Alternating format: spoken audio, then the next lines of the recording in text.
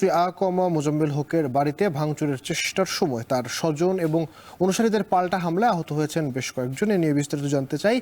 গাজীপুর থেকে সরাসরি ফোনে যুক্ত হয়েছেন সহকর্মী ইফতেখার রায়হান। ইফতেখার, ধীরাশ্রমে কিভাবে এই ঘটনার সূত্রপাত হয়েছে এবং সবশেষ পরিস্থিতি কি, হতাহতের সংখ্যা কেমন, বিস্তারিত জানাবেন।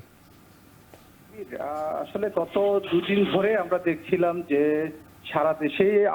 পতিত যে স্বৈরাচার সরকারের যারা নেতাকর্মী রয়েছেন কিংবা যারা এমপি এবং মন্ত্রী রয়েছেন তাদের বাসভবন এবং তাদের বাসাবাড়িতে বিক্ষুব্ধ ছাত্র জনতার যে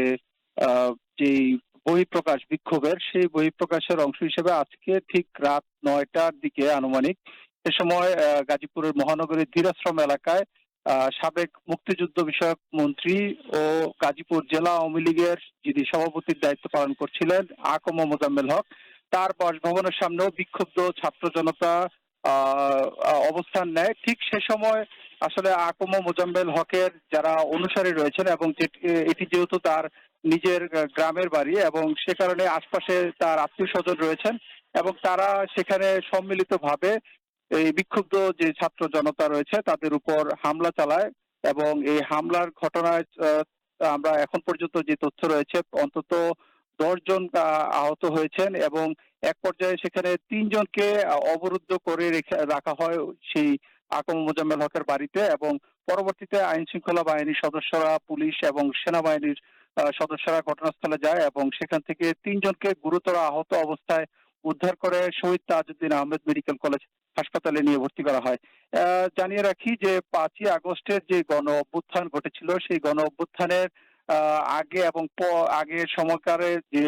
সরকারের যে কয়েকজন মন্ত্রী বিতর্কিত ছিলেন তাদের মধ্যে অন্যতম ছিলেন যে মোজাম্মেল হক এবং তার বিরুদ্ধে কিন্তু বৈষম্য বিরোধী ছাত্র আন্দোলনের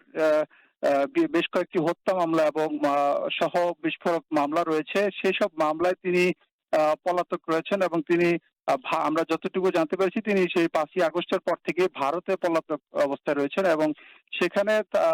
থেকেই কিন্তু তিনি গাজীপুরে আওয়ামী লীগকে আবারও পুনর্গঠিত করার যে চেষ্টা এবং নীল নকশা বাস্তবায়ন করছিলেন এমন অভিযোগে কিন্তু গত কয়েকদিন ধরেই গাজীপুরের যারা ছাত্র জনতা রয়েছে বিক্ষুব্ধ তারা কিন্তু বেশ ক্ষোভের বহিঃপ্রকাশ ঘটাচ্ছিলেন এবং তারই অংশ হিসেবে আমরা দেখতে পেয়েছি আজকেও কিন্তু ছাত্র জনতা বিক্ষোভ করেছেন এবং এক পর্যায়ে কিন্তু রাতে এই অনাকাঙ্ক্ষিত ঘটনাটি ঘটে এবং এখন পর্যন্ত আমরা গাজীপুর যে শহীদ তাজউদ্দিন আহমেদ হাসপাতালের যে খোঁজ খবর নিয়েছি সেখানে বেশ কয়েকজন আহত হয়ে চিকিৎসাধীন রয়েছেন এবং যেহেতু রাতের বেলায় ঘটনাটি ঘটেছে তো রাতের শিফটে সেখানে চিকিৎসকের কিছু মিলিয়ে বলা যায় যে ঘটনাস্থলে এখন সেনাবাহিনী এবং আইন শৃঙ্খলা বাহিনীর বিপুল সংখ্যক সদস্য রয়েছেন এবং পুরো ঘটনাস্থলটি তারা ঘিরে রেখেছেন। তো এই ছিল আমার কাছে সবশেষ এবং পরবর্তীতে আমরা এই বিষয়ে আরো বিস্তারিত জানাতে পারবো। আবির। গাজীপুরের ধীরাশ্রমের সাবেক মন্ত্রী মোজাম্মেল হকের বাড়িতে ভাঙচুরের চেষ্টার সময় তার স্বজন এবং অনুসারীদের পাল্টা হামলায় আহত হয়েছেন বেশ কয়েকজন, সেই খবর জানছিলাম।